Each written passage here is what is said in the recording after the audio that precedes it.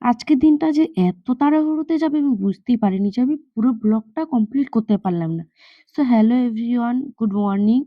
তো আমার ব্লগটা শুরু হলো সকালে শ্বশুরমশাইকে খেতে দিয়ে। তো সকালে উঠেই অবশ্য উঠতে আমার ৭টা ৭:৩০ বেজে গেছে। তো উঠে আগে শ্বশুরমশাই বলল, "আমাকে খেতে দাও।" তো আমি উনাকে খেতে দিয়ে দিলাম। না, উনি ১ম এই মুড়ি খায়নি। উনাকে ১ম এ সকালে শাশুড়ি মা চা, বিস্কুট এগুলো দিয়েছে। যেহেতু আমাদের দোকান আছে, সকালে মা গোবর জল ফেলে যে ঘর ঝাঁট দিয়ে, ঘর না বাড়ি ঝাঁট দিয়ে দোকানটা খুলতে চলে যায়। ছাগলটাও বের করা হয় না সকালে। দোকানে যে চা, শাশুড়ি মা শ্বশুরকে চাটা দিয়ে যায়। তারপরে ভাবলাম যে আমিও ব্রাশটা করে আগে খেয়েই নিই। কারণ কালকে রাতে পিঠে খেয়েছিলাম সেহেতু আমাকে খিদা লেগে গেছে, যেহেতু আমি প্রতিদিন রাতে ভাতই খাই। কিন্তু আমার কালকে রাতে পিঠা খাওয়ার জন্য আমাকে একটু সকাল খিদাই পেয়ে গেছিল। বাবা খেয়ে রোদে চলে গেল। মেয়েও সেখানে পড়াশোনা করছে। আমি ব্রাশ করতে সেখানে দাঁড়িয়ে আছি। মেয়ের আজকে টিউশন নেই, যেহেতু ও প্রতিটা বিষয়ে ওর কোয়ারিজ, এটা কেন পড়বো? ওর মর্জি মতো পড়বে। কারোর কথা শুনবে না। বাবা বলছে যে আকার হস্যিকার পড়তে, ও বলছে না জ ফলা দিয়ে পড়বে। তো ওকে ওটা আমি বোঝালাম যে না, উম বন্ধু যেটা বলছে আগে সেটা পড়ো। নাহলে সেটা খারাপ। দিয়ে ওকে বোঝালাম, কিন্তু ও ওর কথা অনুযায়ী আছে। আমার পিছনে ঘুরছে, এটা পড়বো না, ওটা পড়বো। এই করে বন্ধুর কাছে বলে ও পড়তে বসে গেল। আমিও ব্রাশ করতে চলে গেলাম রান্নাঘরে। রান্নাঘরে যেহেতু আমাদের বেসিনটা আছে, বাথরুম আছে। তো রান্নাঘরে গিয়ে আমি কাজটা করলাম কি, পর্দাগুলো তুলে দিলাম। কারণ ঠান্ডা লাগছে, তবুও না তুলে দিই। কারণ ঘরের মধ্যে আলো না এলে না তেমন একটা ফ্রেশনেস আসে না। তো যেহেতু আমাদের মানে পার্মানেন্ট জানালা করা নেই, নরমাল একটা তার জালি দিয়ে বস্তাটা ঘিরে দেওয়া হয়েছে। ঠান্ডা যেহেতু ঢুকছে না প্রচুর, আমাদের রান্নাঘরটা একটু উত্তর দিকে তো, উত্তর দিকে হওয়ার জন্য ঠান্ডা হাওয়াটা প্রচুর লাগে। মুখ ধুয়ে যেটা আমার ১ম কাজ হচ্ছে মেডিসিন খাওয়া, যেটা না খেলে কিন্তু আমার হবে না। তো ১ম দিনের ভিডিওতেই বলেছি আমার যে প্রাণের রিস্ক আছে মেডিসিনটা না খেলে। তো দেখো আমার যে কালকে ব্রণটার কথা বলেছিলাম, আজকে কিভাবে পেকে পুরো হয়ে গেছে। তো আমি আমার ওষুধটা আগে খেয়ে নিলাম। খেয়ে দিয়ে কালকে রাতে আমার বর চাউমিন এনেছিল মেয়ের জন্য। তো যেহেতু বৃহস্পতিবার ছিল, সেহেতু আমি আর কালকে চাউমিনটা খাইনি, আজকে রেখে দিয়েছিলাম। তো চাউমিনটা আমি খেয়ে নিলাম। চাউমিনটা খেয়ে নিয়ে ১ম এ কাজে লাগলাম উনুন নাতা দেয়া। বাসি উনুন নাতা দেওয়া হয়নি যেহেতু, আগে আমি গেলাম নাতা দিতে।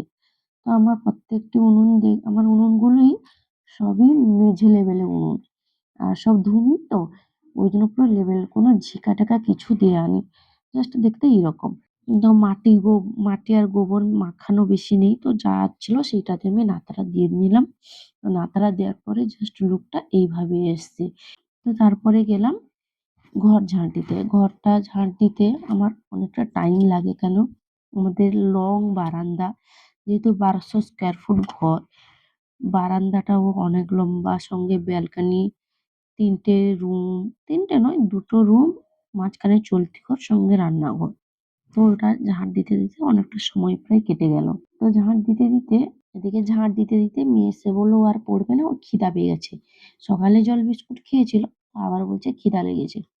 আমি বললাম, "ঠিক আছে, তোমার যখন খিদা লেগেছে বলছো, তুমি এক কাজ করো, মুড়ি দুটো খেয়ে নাও।" তো ও বলল, "মুড়ি খাবে না।" আমি বললাম, "ঠিক আছে, কালকে ভাতের মধ্যে আলু একটা আছে, আলুটা বের করে নাও। বের করে মাখা করে দিয়ে মুড়ি খেয়ে নাও।" তো বলল, "ঠিক আছে, কিন্তু তার বদলে আমি পড়ব না।" কি বলবো বলো? পড়ব না। মানে ওইটা খেতে গেলে ও পড়বে না। তো ঠিক আছে, ওর কথায় রাজি হয়ে গেলাম। যেহেতু আমার মুডটা ভালো লাগছিল না। সকালে ঠান্ডা তো, ওর সঙ্গে লাগালাম না, ঘুমটাও পুরোপুরি ক্লিয়ার হয়নি। মানে রাত ১২টা ১টা হয়ে যাচ্ছে ভিডিও এডিটিং করে শুতে তো আমার ঘুমটা ক্লিয়ার হয়নি। ভাল লাগছে না। ওর কথায় রাজি হয়ে গেলাম। সেখানে দেখলাম যে সামনে কালকে রাতে যে পিঠা হয়েছিল, নারকেল ছাড়ানো হয়েছিল, ওই নারকেলের খোসাগুলো হাসব্যান্ড ওখানে ফেলে রেখেছে। তো সেটাকে আমি তুলে নিয়ে গিয়ে ছাদে শুকিয়ে দিলাম। ছাদে শুকিয়ে দিলাম কেন? ওটা শুকনো হলে আমাকে জ্বালন দিতে হবে। এই ছাদে এসে রোদ থেকে আমার যেতে ইচ্ছা করছিল না। কিন্তু কিছু করার নেই। কাজটা করতে হবে সেহেতু তো আমাকে যেতেই হবে। আর দেখো আমার শাড়িটা না কিভাবে নোংরা হয়ে গেছে। অ্যাকচুয়ালি আমি জানি না আমার শাড়ি এত কেন নোংরা হয়। বিশেষ করে যে আঁচলটা, যেটা কোমর থেকে বুকের উপর দিয়ে গেছে না, ওই পোরশনটা এত নোংরা হবে, জাস্ট নিজেকে খারাপ লাগে। আজকে ছাদ থেকে এসে আগে মেয়েকে মুড়িটা, ও যেহেতু আলুটা বের করে রেখেছিল, কেন আমি চান করিনি যেহেতু আমি তো ভাত হাঁড়িতে হাত দেবো না। তো আলুটা বের করে রাখলো।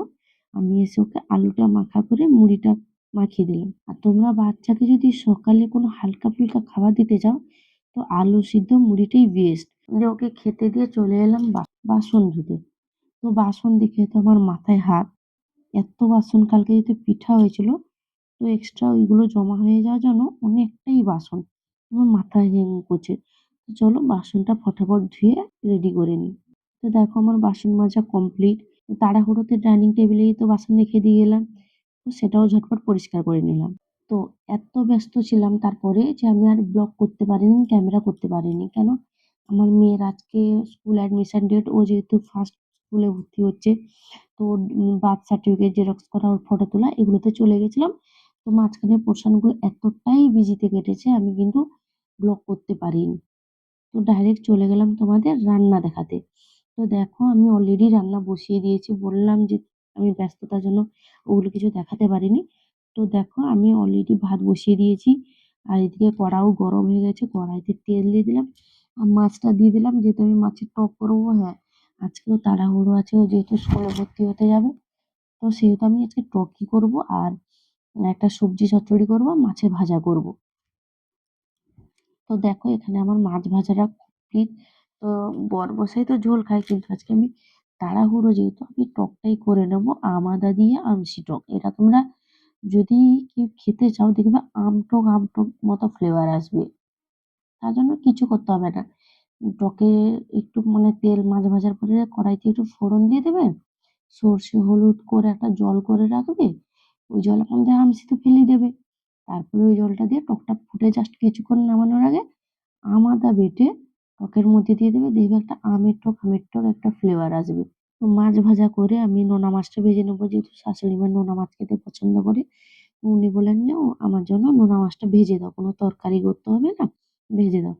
আমিও কি করলাম মাছটা ভেজে তারপরে নোনা মাছটা ভাজা করে নিলাম। দিয়ে সবজি তরকারিটা যে তুললাম না, ওইটা কিন্তু আমার আর ক্যামেরা যে স্টোরেজ ফুল হয়ে গেছে ওটা আমি খেয়াল করিনি জানো তো? তো ওটা আর ক্যামেরা করতে পারিনি। তো দেখো এখানে আমার সবজিটা হয়ে গেছে। এই সর্ষে দিয়ে একটু নেড়ে চেড়ে মোটামুটি চচ্চড়িটা রেডি করে নিলাম। আর এই সবজিটা আমি দিয়েছি কি আলু, বেগুন, সিম, ওলকপি আর নোনা মাছের ওই যে মাথাগুলো কেটে রেখেছিলাম পরশুদিন বলেছিলাম, ভোলা মাছের মাথা, রুই মাছের মাথা ওইগুলো দিয়ে ওটা একটা চচ্চড়ি করেছি। সত্যি বলছি তোমরা করে দেখবে এত সুন্দর খেতে। আমার রান্না নিয়ে বলছি না, যে কেউ করলে মনে হয় সেই স্বাদই হবে। তারপরে আমি আর করবো আম আদা দিয়ে, আমসি দিয়ে, ওলকপি দিয়ে মাছের টক। তো দেখো আমার রান্নাটা তো কমপ্লিট হয়ে গেল। তো এরপরে আমি আর ব্লগটা কমপ্লিট করতে পারিনি যেহেতু একটু তাড়াহুড়ো ছিলাম। বললাম মেয়ের অ্যাডমিশন আছে। তো আজকের মতো এখানেই টাটা।